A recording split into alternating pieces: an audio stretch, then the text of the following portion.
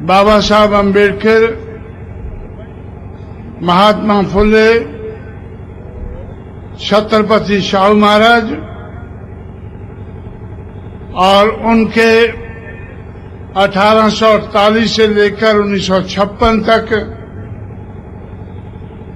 108 साल लंबे संघर्ष की बात चमारों को समझाकर उनको मैंने रजामंद किया। उन्होंने इस मूवमेंट को अपनाया। उत्तर प्रदेश में 1989 में बहुजन समाज पार्टी के 15 एमएलए चुनकर आए, 2 एमपी चुनकर आए और पार्टी को मान्यता प्राप्त हुई। उसके कारण इलेक्शन कमिश्नर ने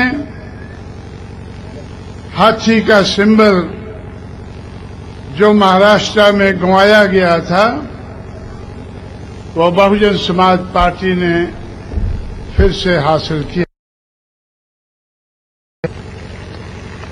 उसके बाद 4 और राज्यों में जहां चमार जाति बड़ी संख्या में रहती है, उन्होंने मेरी बात को माना, फुले शाहू अम्बेडकर की विचारधारा को समझा और अपनाया, जिसके कारण बहुजन समाज पार्टी 1996 में राष्ट्रीय पार्टी घोषित की गई। इलेक्शन कमिश्नर की तरफ से घोषणा हुई कि 5 राज्यों में मान्यता प्राप्त करके बहुजन समाज पार्टी फुले शाहू अम्बेडकर की विचारधारा को अपनाने वाली पार्टी अब राष्ट्रीय पार्टी बन चुकी है। 1996 में 8वें नंबर की राष्ट्रीय पार्टी थी। आज जब मैं आप लोगों के बीच में बोल रहा हूं, ये बीजेपी कांग्रेस के बाद तीसरे नंबर की राष्ट्रीय पार्टी है। इसलिए साथियों, आज बहुजन समाज पार्टी का नारा है कि बहुजन समाज पार्टी की क्या पहचान? नीला झंडा, हाथी निशान। इसलिए साथियों, आज तक जो महाराष्ट्र के मारू ने रिपब्लिकन पार्टी की बात को मानकर, इस बात को मानकर कि बाबा साहब अम्बेडकर की मूवमेंट महाराष्ट्र में कामयाब हो सकती नहीं, बहुजन समाज पार्टी के पैर नहीं लगने दिए। लेकिन आज लंबे समय के बाद, मेरे अनथक प्रयास के बाद, जब बहुजन समाज पार्टी को मानने वाले लोगों के माध्यम से, जो मैं बार बार कहता था कि बाबा साहब अम्बेडकर को आप लोगों ने महाराष्ट्र से धक्के देकर बाहर निकाला है, ये अच्छा नहीं किया है। बाबा साहब अम्बेडकर का क्या कसूर था? इसलिए अगर महाराष्ट्र के महार ही उनको धक्के देकर महाराष्ट्र से बाहर निकालेंगे तो उनको कौन अपनाएगा? लेकिन खुशी की बात है कि उत्तर भारत में 5 सूबों में चमारों ने उनको अपनाया और बाबा साहब अम्बेडकर या फुले शाहू अम्बेडकर की मूवमेंट को अपनाकर बहुजन समाज पार्टी को राष्ट्रीय पार्टी बनाया, जो आज तीसरे नंबर की राष्ट्रीय पार्टी है। मुझे भरोसा है कि आने वाले समय में हमारे अनथक प्रयासों से बहुजन समाज पार्टी जल्दी ही तीसरे नंबर की नहीं, पहले नंबर की राष्ट्रीय पार्टी होगी।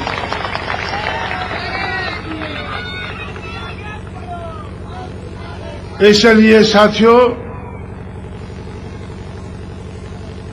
आज बहुजन समाज पार्टी राष्ट्रीय पार्टी बनी है और पहले नंबर की राष्ट्रीय पार्टी बनने की कोशिश में है। और आज महाराष्ट्र के महार भी मान चुके हैं कि बाबा साहब अम्बेडकर अगर महाराष्ट्र में घुस जाए तो हमें कोई ऐतराज नहीं है। इस रवैये का मैं स्वागत करने के लिए आप लोगों के बीच में आया हूं। जो आप लोगों ने अपना रवैया बदला है, जो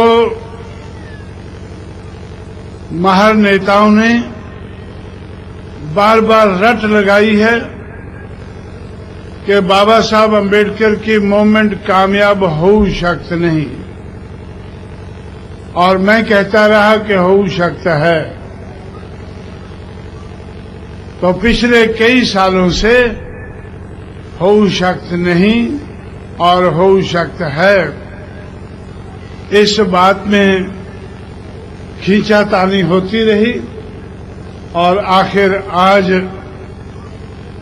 आप लोगों ने फैसला कर लिया है कि हो सकता है। इस फैसले का स्वागत करने के लिए मैं आज आप लोगों के बीच में हाजिर हुआ हूं।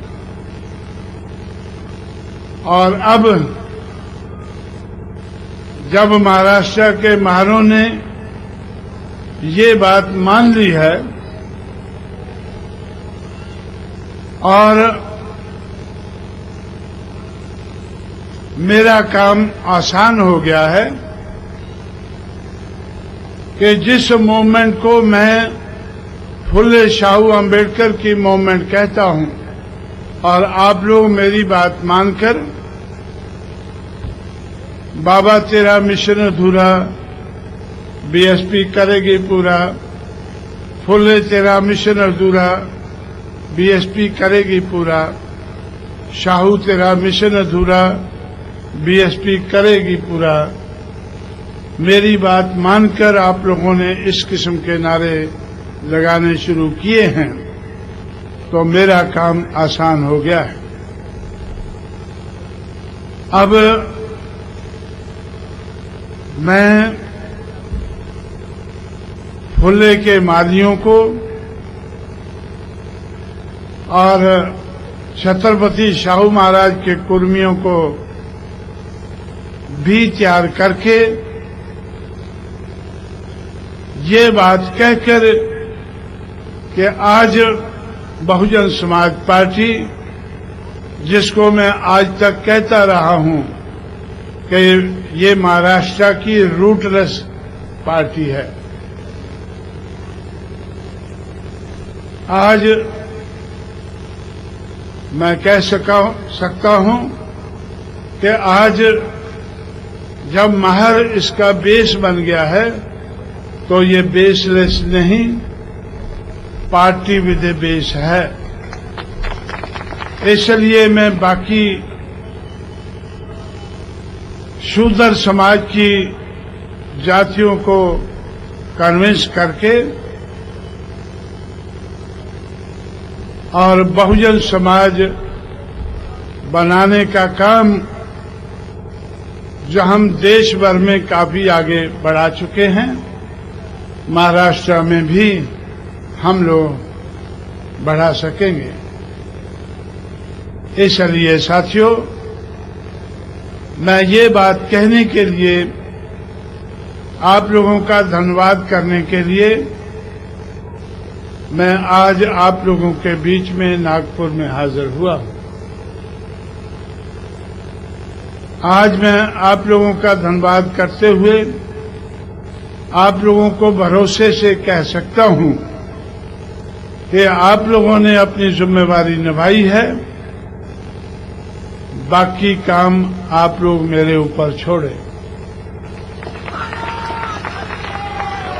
आपको रिपब्लिकन पार्टी के नेता कहते गए हैं कि ये काम हो शक्त नहीं, और मैं कहता रहा हूं कि हो शक्त है। अब इस काम को करके दिखाना, कामयाबी से करके दिखाना, ये मेरी जिम्मेवारी है। आप लोग मेरे पीछे चलें, मैं आगे बढ़कर इस काम को करके दिखाऊंगा। महाराष्ट्र में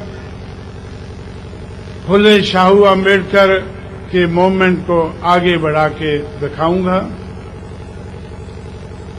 और इसके आधार पर मनुवादी समाज व्यवस्था का मुकाबला करके मानवतावादी समाज व्यवस्था को आगे बढ़ाऊंगा। बाबा साहब अम्बेडकर ने हमारे समाज को सलाह दी कि हमें खास करके 1936 में सेकंड महापरिषद बॉम्बे में करने के बाद उन्होंने फैसला दिया कि हमें जातियों का नाम बदलने से हमारा काम नहीं चलेगा, धर्म परिवर्तन करने से हमारी बात आगे बढ़ेगी। अगर हमें मनुवादी समाज व्यवस्था को हटाकर मानवतावादी समाज व्यवस्था का निर्माण करना है तो हमें बुद्ध धर्म अपनाना होगा। और बाबा साहब अम्बेडकर ने आपके नागपुर में ही कहा था कि मेरी चाहत है कि भारत देश को मैं बौद्धमय देश बना सकूं।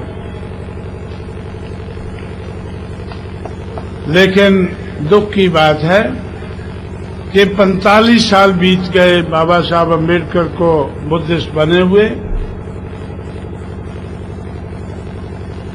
और 5 साल के बाद गोल्डन जुबली होगी उस कन्वर्शन की, और 5 साल के अंदर कोई जनगणना नहीं होगी। जनगणना तो 2001 के बाद 2011 में होगी, लेकिन 2001 की जनगणना के आधार पर बाबा साहब अम्बेडकर का सपना अधूरा भी नहीं पूरा हुआ है, आधा भी पूरा नहीं हुआ है। अभी तक भी 2001 की जनगणना के आधार पर 1 करोड़ भी बुद्धिस्ट इंडिया में, भारत में नहीं है। इसलिए मैंने और मायावती ने फैसला किया है कि 2006 में जब 50 साल पूरे होंगे बाबा साहब अम्बेडकर की कन्वर्शन के, तो हम लोग उत्तर प्रदेश में चमारों को सलाह देंगे कि आप लोग बौद्ध धर्म अपनाएं, और मुझे पूरा भरोसा है कि मेरी सलाह को मानकर सिर्फ उत्तर प्रदेश में ही 2 करोड़ से ज्यादा चमार बुद्धिस्ट बन पाएंगे। इसलिए बाबा साहब अम्बेडकर का जो दूसरा काम भी आज तक अधूरा रहा है, उसको भी हम लोग आगे बढ़ाएंगे। इसलिए आप लोगों को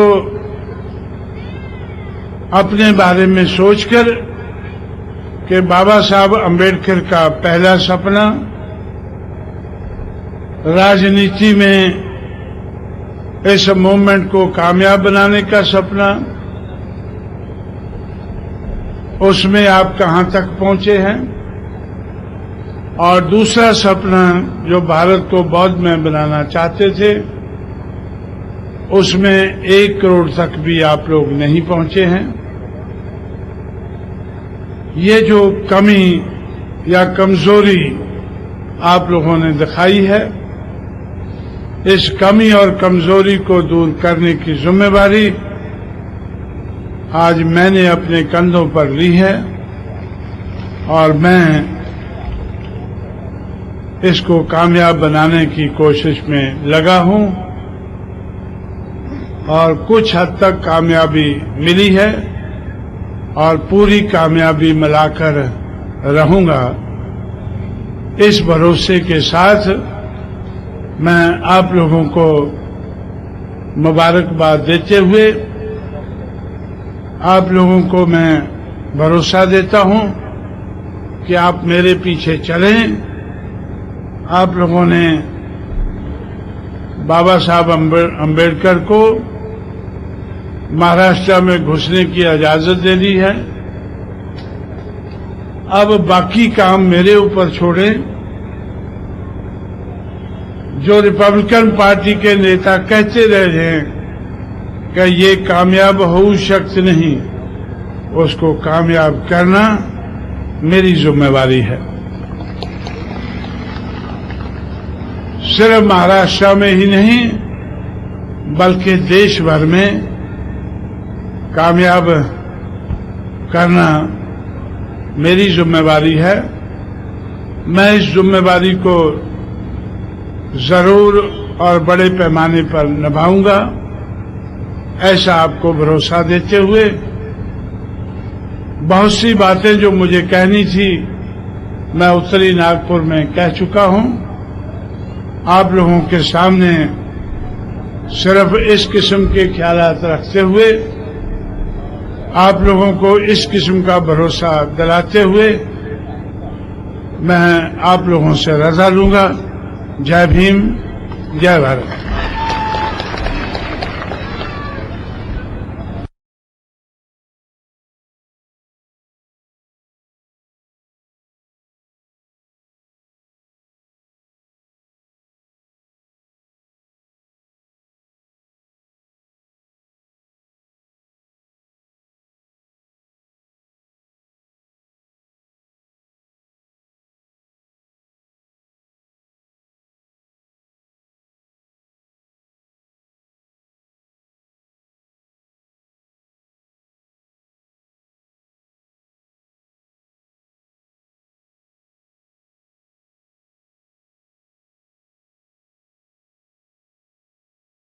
Subscribe now and press the bell icon. Never miss an update.